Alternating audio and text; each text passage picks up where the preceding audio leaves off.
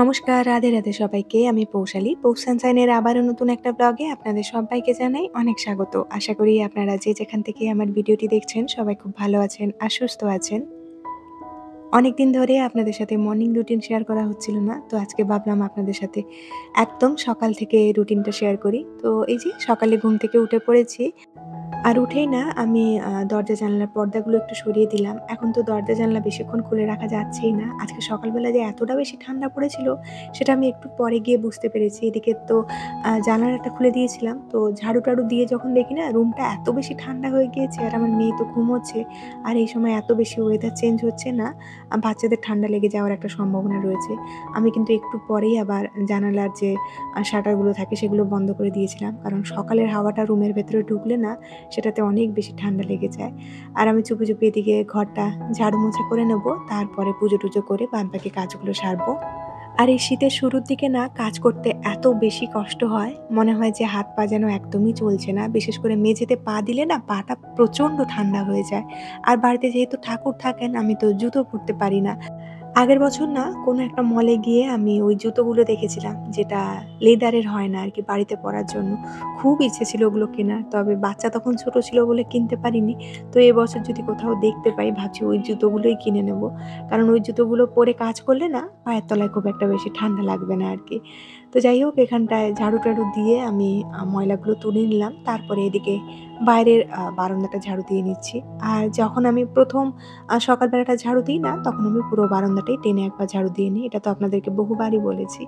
এখন যেহেতু কোনো বাড়িতেই কেউ ঘুম থেকে ওঠেনি, তো সেই কারণে এই দায়িত্বটা আমারই থাকে। আবার যেদিনে করে আমি একটু দেরি করে ঘুম থেকে উঠি, সেদিনে করে আবার দেখি পাশের বাড়ির আন্টিরা এই জায়গাটা ঝাড়ু দিয়ে নিয়েছেন। তো আমার কোনো সময় টাইম না থাকলে আমি হয়তো আজকাল বাইরটা ঝাড়ু দিই না আরকি। তো বেশিরভাগ ক্ষেত্রে আমি সকালে উঠলে কিন্তু আমি এই জায়গাটা পরিষ্কার করে নিই। আবার আমাদের এখানটাতে এত বেশি শ্যামা পোকার উপদ্রব হয়েছে, পুরো একদম কালো, কালোভাবে শ্যামা পোকাগুলো না বারান্দার লাইটের তলাতে জড়ো হয়ে থাকে আরকি। তো সেগুলোকে একদম পরিষ্কার করে সিঁড়ি-টিড়ি ঝাড়ু দিয়ে এখন আমি চলে এসেছি ঘরটা মুছে নেওয়ার জন্য। আমার মেয়ে যেহেতু এখন ধীরে, ধীরে বড় হচ্ছে, ও না এখন সকালবেলা যদি আমাকে নাও দেখতে পায়, তো ওর মন মেজাজ ভালো থাকলে কিন্তু বাবাকে দেখতে পেলে ও একা একাই ঘুমিয়ে পড়ে। তো এটা আমার জন্য অনেক ভালো একটা খবর বলা যেতে পারে। তো আমি ওই ভরসাতে সকালবেলা উঠতে পারি। তবে শীত যত বেশি বাড়ছে, তত বেশি এই প্রবলেমটা আমার সাথে হচ্ছে। আমি সকালবেলা অ্যালার্ম বাজলেও না একদমই উঠতে পারছি না আরকি। তো এখন মেয়ের থেকে বেশি না আমার নিজের জন্য সমস্যা হচ্ছে সকালবেলাটা ওঠা আরকি। আশা করছি এটাও আবার কয়েকদিন পরে ঠিক হয়ে যাবে।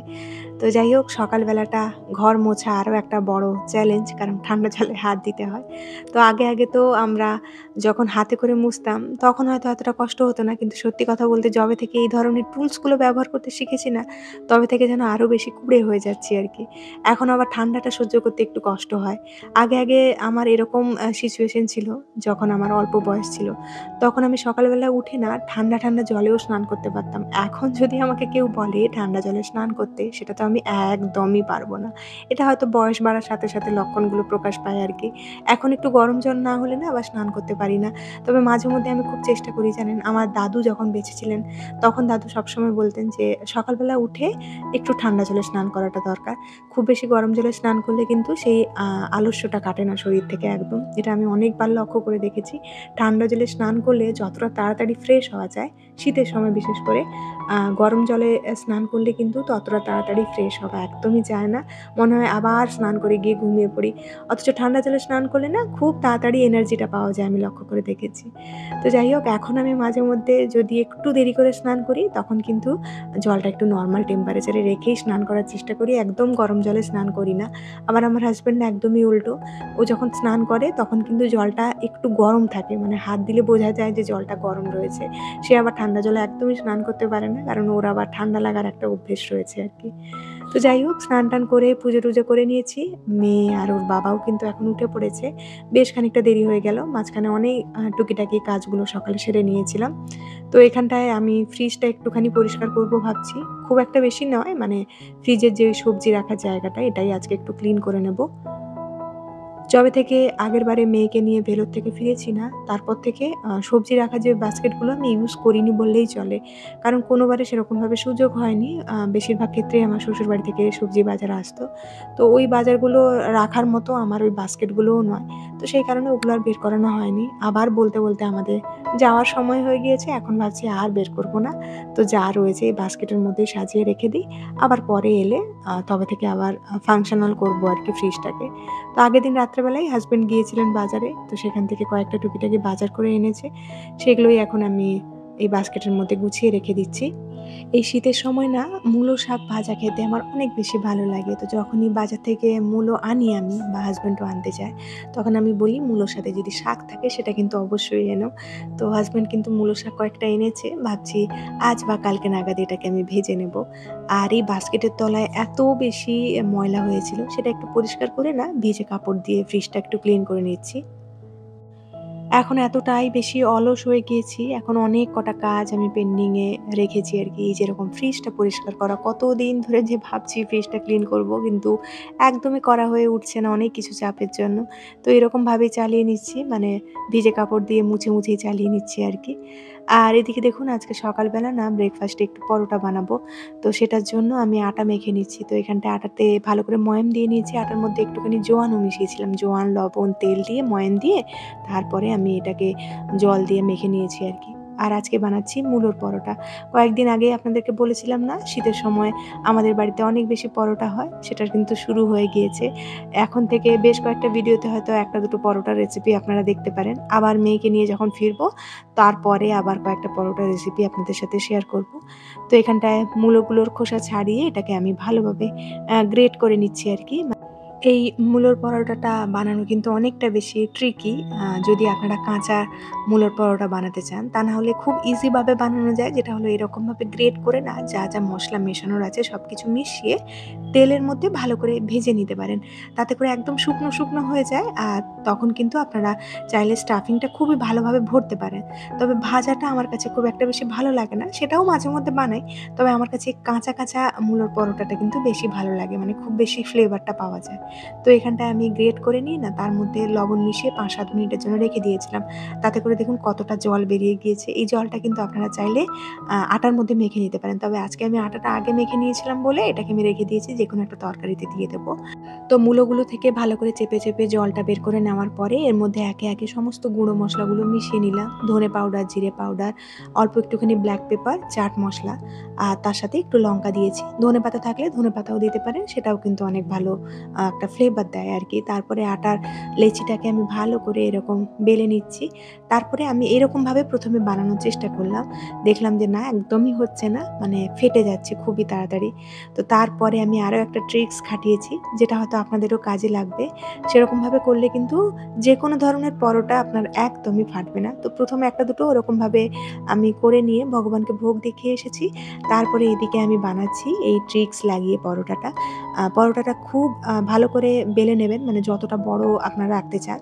তারপরে তার মধ্যে স্টাফিংটাকে দিয়ে এরকমভাবে আপনারা ফোল্ড করে নিতে পারেন। তাতে করে কিন্তু নরম যদি এর মধ্যে কোনো স্টাফিংও হয় সেটাও কিন্তু বাইরে বেরিয়ে আসার সম্ভাবনা অনেকটা কমে যায়। তারপরে খুবই হালকা হাতে এটাকে বেলে নিতে পারেন। দেখুন কত সুন্দর হয়েছে। আমি ওটা করার পরে এত বেশি খুশি হয়ে গিয়েছি, আমার মনে হয়েছে যে না এরপর থেকে মূলোর পরোটাটা এরকমভাবে কিন্তু অনায়াসে বানাতে পারি। তো যাই হোক ওদেরকে খেতে-টেতে দিয়ে এসে এখন আমি রান্নাঘরটা একটু পরিষ্কার করে নিচ্ছি।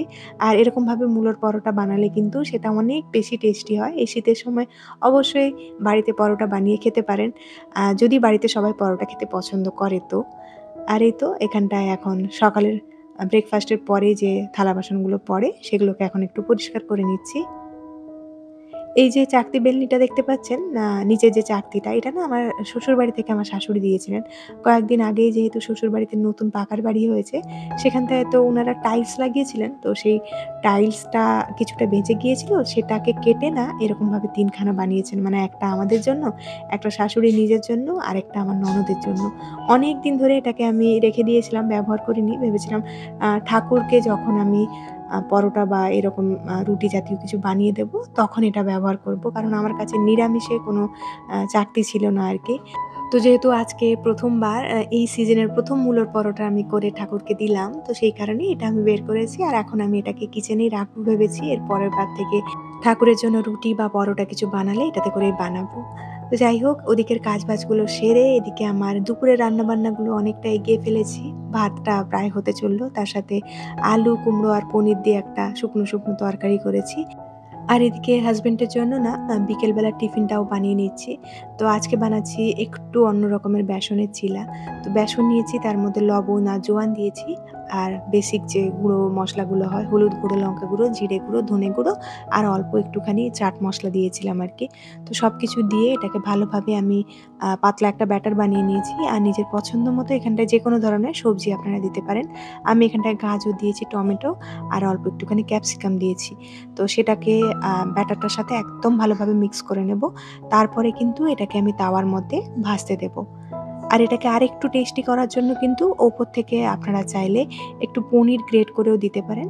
তো এখানটায় কিন্তু পনিরটাকে হাতে করে আমি ম্যাশ করে নিয়েছিলাম। তারপরে বেসনের চিলাটা ১-২ মিনিট হয়ে যাওয়ার পরে, মানে একটু, একটু সেদ্ধ হয়ে যাওয়ার পরে কিন্তু ওপর থেকে আমি এই পনিরটাকে দিয়ে দিচ্ছি। আপনারা চাইলে কিন্তু এই পনিরের মধ্যে একটু মসলাও মাখিয়ে দিতে পারেন। তাতে করে আরো বেশি টেস্টি হয়। তো পনিরটাকে দেওয়ার পরে কিন্তু এটাকে উল্টে ওই পিঠটাকেও ভালো করে সেঁকে নিয়েছি। আর এখন দেখুন এটা কিন্তু একদম রেডি হয়ে গিয়েছে। খুবই টেস্টি হয় খেতে। আর এটা কিন্তু অনেক বেশি মানে একটা ডায়েট ফ্রেন্ডলি খাবার বলা যেতে পারে। তো ওটা বানিয়ে এদিকে আমি তার সাথে রাজমাটাও বানিয়ে নিয়েছি। রাজমার প্রিপারেশনটা আমি আগের দিনই করে রেখেছিলাম। মানে রাজমা ভিজিয়ে সেদ্ধ করে রাখা হয়েছিল আগের দিন থেকে। কারণ এর আগের দিন আমরা বাড়িতে ছিলাম না কেউ। তো সে কারণে রান্না করা হয়নি। তো আজকে ভাবলাম রাজমাটা একদম বানিয়ে নিই। আলু, কুমড়ো আর পনিরের যে তরকারিটা রয়েছে ওটা না হয় রাত্রেবেলা রুটির সাথে খাওয়া হয়ে যাবে। তো সবকিছু চিন্তাভাবনা করে মোটামুটি আমি দুপুর আর রাতের রান্নাটুকু করে এদিকে আমি আরও টুকিটাকি কাজে হাত দিলাম। রান্নাঘরে কাজ করতে, করতে তো রান্নাঘরের নিচে যে ২ টো পাপোশ থাকে না, সেগুলো একদম ভিজে যায়। তো সেগুলোকে প্রত্যেকদিনই চেষ্টা করি রান্নাবান্নার পরে এরকমভাবে একটু রোদে দিয়ে নেওয়ার জন্য। ওই যে পাতলা রকমের পাপোশগুলো দেখতে পাচ্ছেন না? ওগুলো কিন্তু খুব তাড়াতাড়ি জল শোক করে নেয়। আর খুব তাড়াতাড়ি কিন্তু শুকিয়ে যায়, এটা লক্ষ্য করে দেখেছি। কিছুদিন আগে অব্দি কিন্তু ওগুলো আমার একদমই পছন্দ ছিল না। তবে ব্যবহার করতে, করতে যেটা লক্ষ্য করলাম ওটা যেরকম তাড়াতাড়ি ভিজে যায়, সেরকম কিন্তু ৫-৭ মিনিট কিংবা ০.৫ ঘন্টার মধ্যে দেখেছি ওটা রোদে দিয়ে দিলে শুকিয়ে যায় আরকি। তো যাই হোক, রান্নাঘর পরিষ্কার করে এখন চলে এসেছি আপনাদের সাথে ছোট্টখাট্ট কয়েকটা শপিং দেখানোর জন্য। কয়েকদিন আগেই না মায়াপুর গিয়েছিলাম। তো সেখান থেকে কয়েকটা ছোটখাটো জিনিস কিনেছি, সেটাই এখন আপনাদের সাথে শেয়ার করছি। তো মায়াপুর গেলেই আমাদের বেশিরভাগ কি হয় বলুন তো? নিজেদের জন্য কেনাকাটার থেকে আমরা বেশি ঠাকুরের জন্যই কেনাকাটা করি। মানে ঠাকুর ঘরের জন্য, আমার গোপাল, রাধারানীর জন্য কেনাকাটা করি। আর মায়াপুরের ধূপ আমার বরাবরের জন্য খুব পছন্দ। অনেকদিন যাবৎ আমি মায়াপুরের ধূপ কন্টিনিউ ব্যবহার করছি। তো সেই কারণে বেশ কয়েকটা এরকম গুগল ধূপ, তার সাথে লম্বা যে ধূপকাঠিগুলো হয় সেগুলো নিয়ে এসেছি। তার সাথে যে প্রদীপে সলতে হয় সেটা নিয়েছি। আর এই যে দেখতে পাচ্ছেন সূর্য মামাকেও নিয়ে এসেছি। এটা শুনেছি অ্যাস্ট্রোলজিক্যালি নাকি বাড়িতে রাখা খুবই ভালো। তো নিয়ে এসেছি, দেখা যাক। এখনো অবধি লাগাইনি। লাগাবো কয়েকদিন পরে দেওয়ালে। আর এই দুটো হাতি নিয়েছি আমার গোপাল আর রাধারানীর জন্য আরকি। মায়াপুরে এই ধরনের জিনিসগুলো এত সুন্দর পাওয়া যায় না, দেখলে মনে হয় সবকিছু নিয়ে চলে আসি। কয়েকটা ময়ূরও দেখেছিলাম, তবে ময়ূরটা নেওয়া হয়নি। পরবর্তীকালে আবার ময়ূরগুলো গিয়ে নেব। আর এই দুটো পদ্ম আসন কিনেছি। অনেকদিন ধরে চোখ ছিল এগুলোর উপরে, তবে কেনা হয়নি। তো এবারে নিয়ে নিলাম আরকি। ঠাকুরের স্নানের জন্য এই পঞ্চপুষ্প জলটাও নিয়েছি। ১ম বার আমি এগুলো ব্যবহার করব। ব্যবহার করে আপনাদেরকে বলব এগুলো কেমন হয়। সত্যি কথা বলতে কি, এই সমস্ত জিনিসগুলোর রিভিউ কিন্তু একদমই দেওয়া সম্ভব হয় না। কারণ ঠাকুরের জিনিস আমার কাছে প্রত্যেক কটা খুবই বেশি ভালো লাগে। আর তার সাথে ঠাকুরের জন্য আতরও নিয়েছি। আর আমার গোপালের জন্য একটা মুকুট, রাধারানীর জন্য এই চন্দ্রিকা নিয়েছি। যারা বাড়িতে রাধারানীর সেবা করছেন তারা নিশ্চয়ই জানেন, রাধারানী বাড়িতে থাকলে কিন্তু চন্দ্রিকাটা রাখতে হয়। তো আমার কাছে ছিল না এতদিন, ফাইনালি নিয়ে এলাম। আর তার সাথে কয়েকটা জুয়েলারিও রাধারানী আর গোপালের জন্য নিয়েছি। মানে দুজনকে মিলিয়ে মিশে পরাবো। আর এটা রাধারানীর নাইট স্যুট, তার সাথে গোপালেরও একটা ছোট্ট নাইট স্যুট নিয়েছি। আর প্রত্যেক দিনের মানে নিত্য সেবার জন্য এই কয়েকটা ড্রেস নিয়েছি আরকি। যেহেতু আমার রাধারানীর প্রিয় কালার নীল, অনেক খুঁজে, খুঁজে একটা নীল কালারের ড্রেস পেয়েছি, সেটা কিন্তু আমি একদমই হাতছাড়া করিনি, নিয়ে চলে এসেছি। আর শীতের কয়েকটা জোড়া উলের জামাও নিয়েছি। একটা ইস্কনের ভেতরে যে চন্দ্রোদয় মন্দিরটা রয়েছে না, সেখান থেকে নিয়েছি। আর দুটো আমি বাইরের থেকে নিয়েছি আরকি। আর তার সাথে একাদশীর এই পাস্তাগুলোও নিয়ে রেখে দিলাম কয়েকটা প্যাকেট, যাতে হাসব্যান্ড আর মেয়েকে একাদশীর দিন দিতে পারি। তার সাথে একাদশীর যে কিনুয়া হয় না, সেটাও এবারে গিয়ে আমি ওখানটায় পেয়েছিলাম একটা মার্কেটের মধ্যে। সেখান থেকে নিয়ে নিয়েছি একাদশীর হলুদ নিয়েছি। কারণ একাদশীর দিন না বাইরের হলুদ খেতে নেই। আগে না আমি এই জিনিসগুলো এতটা তো জানতাম না। তবে ধীরে একাদশী করার পরে আমি আপনাদের কাছ থেকেও কিছু জিনিস জানতে পেরেছি। তো এবারে গিয়ে যখন দেখলাম একাদশীর জন্য আলাদা হলুদ পাওয়া যাচ্ছে, তো সেইটা দেখতে পেয়ে না আমি কয়েকটা এনে রেখে দিলাম আরকি। যাতে একাদশীর সময় আমি বেশ কয়েক মাস কাজে লাগিয়ে নিতে পারি।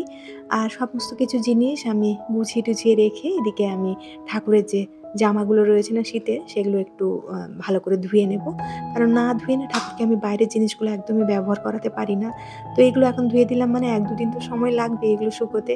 তার মধ্যে আমার কাছে যে পুরনো কয়েকটা উলের জামাকাপড় রয়েছে সেগুলোই এখন সেবাতে লাগিয়ে নেব ভাবছি। আর সত্যি কথা বলতে কি এখন না নিজের জন্য কিনে হয়তো ততটা বেশি ভালো লাগে না, যতটা ঠাকুরের সেবার জন্য জিনিস কিনে ভালো লাগে। তো ঠাকুরের জন্য জিনিস কিনতে পারলে না মনে একটা আলাদাই শান্তি পাওয়া যায়। আর এই তো এখন হাসব্যান্ডের জন্য টিফিনটা প্যাক করে নিচ্ছি আর তার সাথে ভিডিওটা এখানেই শেষ করছি। খুব শিগগিরই দেখা হচ্ছে নেক্সট আরেকটি ব্লগে। ততক্ষণের জন্য সবাই খুব ভালো থাকবেন, সবাইকে খুব ভালো রাখবেন আর নিজের যত্ন রাখবেন। টাটা।